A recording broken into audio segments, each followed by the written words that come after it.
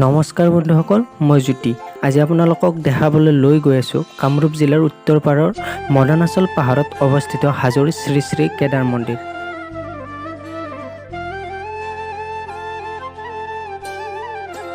বলক এতিয়া আমি আমাৰ যাত্ৰা আৰম্ভ কৰোঁ। এয়া কেদাৰ মন্দিৰৰ সন্মুখতে এয়া আছে গণেশ দেৱালয়। এই গণেশ দেৱালয়ত সেৱা জনাই আমি আমাৰ যাত্ৰা আৰম্ভ কৰিছোঁ।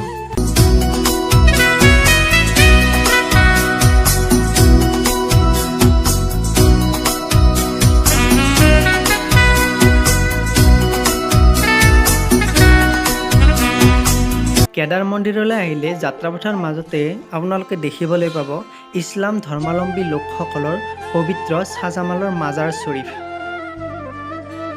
এই যাত্ৰাত যদি আপুনি ভাগৰো অনুভৱ কৰে তেতিয়াহ'লে আপোনালোকৰ জিৰাব পৰাকৈ সজাই দিয়া হৈছে এইটো জিৰণি চৰা।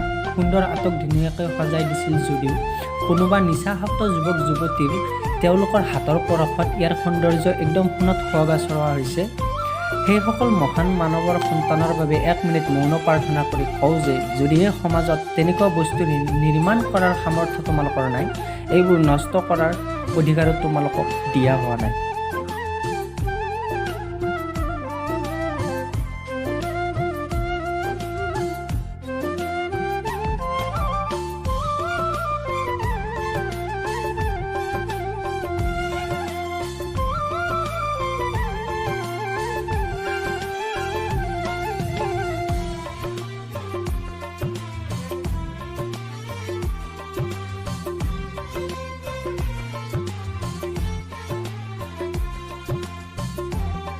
এয়া আমি আহি পালোঁ এতিয়া কেদাৰ মন্দিৰৰ এয়া তলৰ অংশ। ইয়াতে গাড়ীখন ৰখাই আমি আপোনালোকক লৈ যাম এতিয়া কেদাৰ মন্দিৰৰ ওপৰলৈ। বলক যাওঁ আমি এতিয়া কেদাৰ মন্দিৰ দৰ্শন কৰি আহোঁ।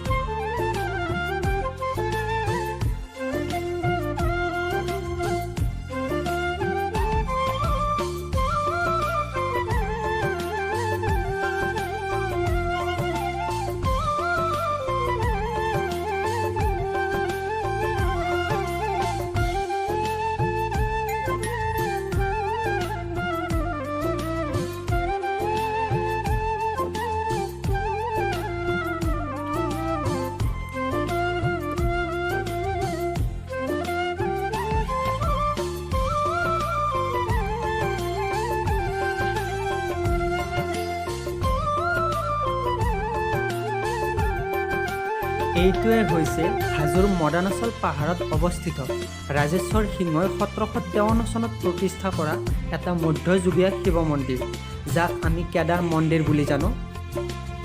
মন্দিৰৰ এয়া সোঁকাষে এয়া হৈছে দুৰ্গা মন্দিৰ আৰু এইটো তাৰ লগতে আছে বলিঘাট।